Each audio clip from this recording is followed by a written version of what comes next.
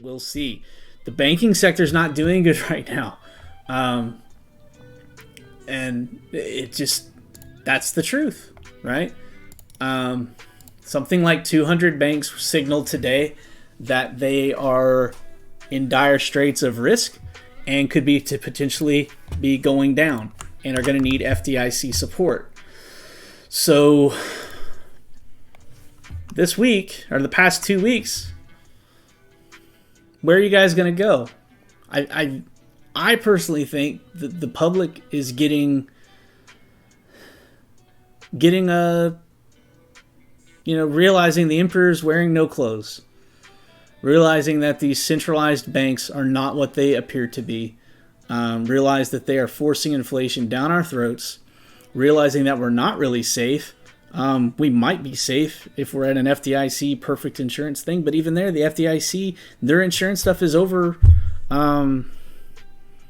They're not one-to-one backed. So if there's a bank run on the FDIC, they can get pinched and then they just have to print, and we're going to have serious issues. So maybe that's what this is. Maybe this is really people saying, F this, I believe in Satoshi, and this is the way, right? Maybe that's it. And maybe that's where we're going. I don't know. Frankly, for the past 2 years or year and a half, whatever, when the S&P falls, Bitcoin falls, and right now it's not. The banks are falling, the S&P's falling, stocks are falling, all this stuff is going to hell. Bitcoin's running up. I'm not going to say the word decoupling because that'll ruin the run, but you know what I'm saying here. Like, maybe Satoshi's vision and like a lot of like Michael Saylor's vision where like Bitcoin is either has a duality. It's either going to go to zero or it's going to go to infinity. And what that implies is give it enough time, Bitcoin will destroy the financial institutions. It is the best product, and the other stuff will fail. And right now we're seeing we had the second largest bank failure in the United States history last week. We had multiple Credit Suisse, the Swiss had a huge bank go down. We've got 200 banks that are in dire straits, and the feds are having to print money to keep this stuff afloat. And that's what's really, really interesting. Here it is. I wanted to show this. So I wasn't wanting to talk about all this right now, but let's go, guys. So yeah, Wall Street Journal reported today. Yesterday it was 186 banks. Now it's 200 banks at risk of bankruptcy. 200. You cannot imagine the amount of money the Fed has to print to support this. And guess what? We can see it in the data. The Feds did print. So the whole thing that Jerome's been trying to do for a year, increase rates, offload his balance sheet, contract their budgets, all that stuff, they printed $300 billion last week to support this bank bailout that they're doing, which is quote-unquote not exactly a bailout, but it really is at the end of the day. And now we are in the exact same position we were in November of last year as far as balance sheets. So what on earth happens at the next FOMC? Buckle up, popcorn ready. It's going to be really interesting because if they're printing at the same time that they keep increasing rates, dude, like unprecedented territory. It's going to get crazy. Like Dow Jones, S&P, all that stuff's going to go crazy during that meeting. So stay tuned for it, right? We've got to see what happens. It's just really going to get interesting. And I'm going to get back to the crypto charts, but this is really, since we're already talking about the bank stuff, the reason this is still kind of going down a contagion is the feds have not signaled what banks are safe and which ones aren't. So a lot of the smaller banks are getting run on, and that's why they're saying there's 200 banks in trouble. Everyone's trying to go to the big boys like JP Morgan, where it's a safer haven for their assets, because the Fed saved 4 banks right now, and the banks are gone, but they saved the depositors. A lot of these companies had more than $250,000 invested, and that money should have been gone. They should have lost it all from those banks going down, but the Fed stepped in and saved it, but they didn't say if they would save everybody. And there was an amazing video posted this week and I want to share it, and I'm not going to say anything. We're just going to watch this together because we got time. It's 4 minutes long, so bear with me. And it's really interesting because it's really scaring me how incompetent Will the they deposit sound. So let me full screen HD, and I'm going to mute my mic. start with some of the banking issues we're dealing with on it? Will the deposits in every community bank in Oklahoma, regardless of their size, be fully insured now? Are they fully recovered? Every bank, every community bank in Oklahoma, regardless of the size of the deposit, will they get the same treatment that SVBP just got or Signature Bank just got?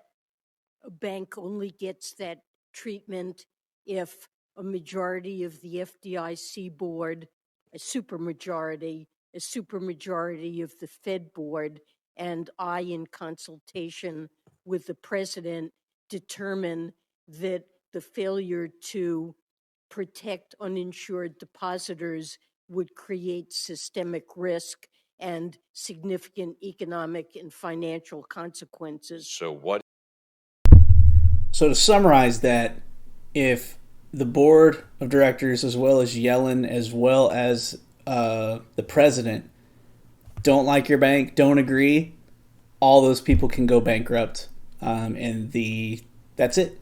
You have to be buddy buddies with them. If you're not, you're screwed. So that's why people are running to J.P. Morgan. is And your we plan? made that determination. Right. So what these is two your banks. plan to keep large depositors from moving their funds out of community banks into the big banks? We have seen the mergers of banks over the past decade. I'm concerned you're about to accelerate that by encouraging anyone who has a large deposit in a community bank to say, we're not going to make you whole, but if you go to one of our preferred banks, we will make you whole at that point. Look, I mean, that's certainly not something that we're encouraging. That is happening right now.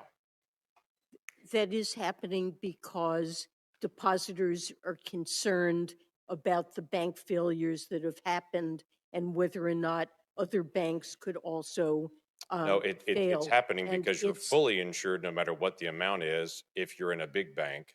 You're not fully insured if you're in a community bank. Well, you're not fully insured. And You the you big- were at Signature, and the it big- just barely met that threshold. You were at Signature. Well, we felt that there was a serious risk of contagion that could have brought down and triggered runs on many banks. And that's something, given that our judgment is that the banking system overall is safe and sound, depositors should have confidence in the system, and we took these actions. So there's a to special discourage assessment that's been done contagion. on community banks in my state and all banks across the country. Was there any discussion that that special assessment would only apply to the larger banks, or was it always assumed the special assessment would cover every bank, including rural banks in my state? I think I'm not certain what the rules are around that. That's for the FDIC to determine. It has been reported publicly that SVB had a large number of Chinese investors that are there, including some that were companies directly connected to the Chinese Communist Party. Will those individuals, companies, entities, and investors that are Chinese investors be made whole based on assessments in my banks in Oklahoma? So what I'm asking is, will my banks in Oklahoma pay a special assessment to be able to make Chinese investors whole from Silicon Valley Bank? Uninsured investors will be made whole in that bank, and I suppose that could include foreign depositors, but I don't believe there's any legal basis to discriminate among uninsured. I get it, but I'm Depositors. just saying my community banks are going to pay this additional fee. It is always fascinating to me as well, the conversation that taxpayers are being made whole in this. The taxpayers are not going to have any kind of consequence on this. I'm sure my bankers are going to be very excited to know they no longer pay taxes.